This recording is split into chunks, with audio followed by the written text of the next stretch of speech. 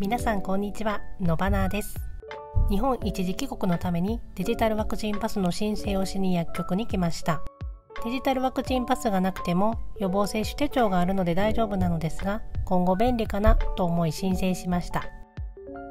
薬局で予防接種手帳と滞在許可証を渡すと QR コード付きの用紙をもらいます。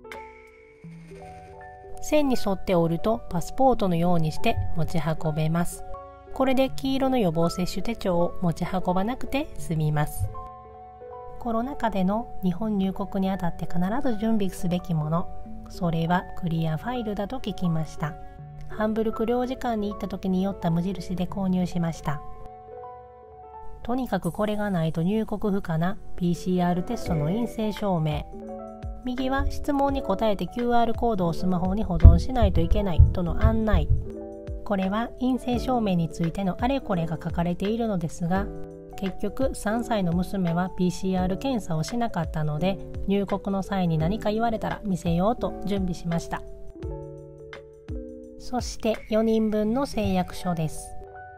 0歳でも必要みたいですね。これだけで用紙が24枚。これは夫の日本入国のためのビザを申請するときに必要だったものです。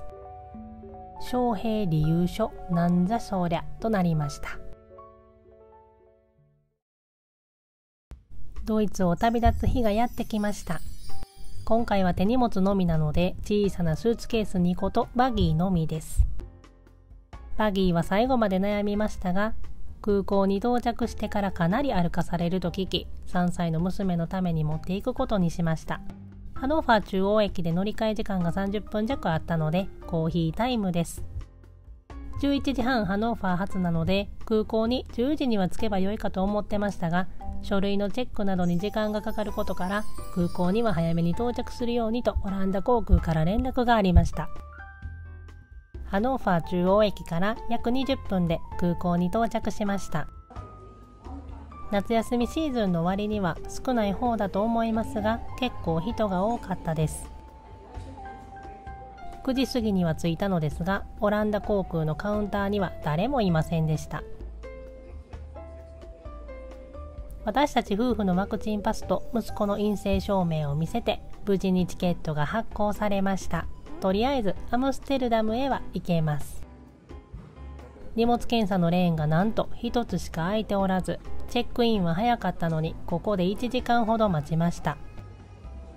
子供たちも早起きだったので、娘はあと一歩のところでバギーで寝てしまいました。バギーから下ろして抱っこしなければならず、起こしてしまいかわいそうでした。ハノーファーからアムステルダムまでは1時間弱です。まずはアムステルダムへ向けて出発です。機内はなんと満席でした。コロナ以前のようです。もちろん全員マスクをつけています。出発当日は天候に恵まれ、景色がよく見えました。やっと日本に帰れます。多分。このココナッツマカロンが美味しかったです。甘くて完食はできませんでしたが、アムステルダムのスキポール空港に到着しました。日本行きの搭乗ゲートはだいたいいいですよね。遠い。スキポール空港内もすごい人でした。みんな楽しそうにビールで乾杯していたり、乗り換え時間が2時間弱あったので、手荷物だけだからと諦めていたお土産のドイツワインを探します。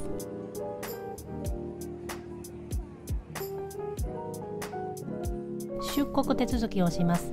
なんとガラガラです。いつもすごい長蛇の列なのに。出国審査は特に問題なしでした。搭乗ゲートで陰性証明や誓約書のチェックがあると思いきや、何のチェックもありませんでした。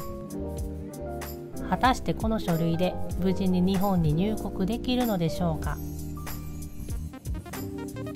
大阪乗り換えのフィリピン行きの人が多いと YouTube で見ましたが、さて機内はガラガラなのかそうでないのか。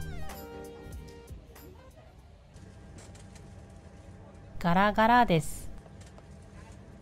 こんなガラガラの飛行機に乗るのは初めてです。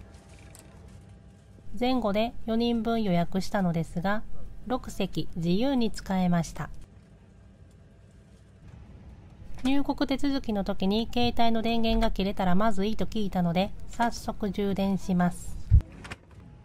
オランダ航空で配られる無料のイヤホンは子供には向かないと聞いたので、子供たちだけヘッドホンを持ってきました。座席下の方にコンセントもありました。この日のためにわざわざ買ったヘッドホンを早速つけて、子供たちはもう何かを見ています。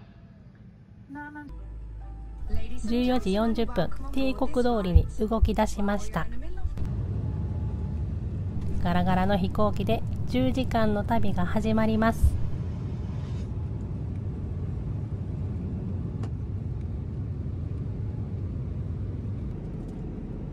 早速配られた500ミリのお水と使い捨てのおしぼり。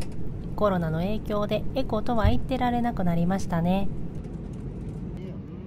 事前に注文していたキッズミールが2つ来ました。夫は糖質少なめのメニューを注文しておきました。ライスではなく麦だったようです。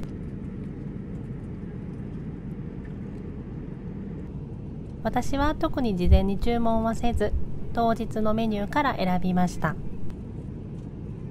チキンとパスタがあり、チキンにしました。これは子供たちは食べれないと思います。キッズミールを注文しといて正解でした。フットレストを膨らまし、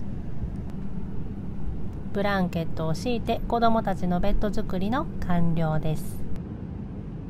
機内食だけでは満足できず、後ろにお菓子を取りに行きました。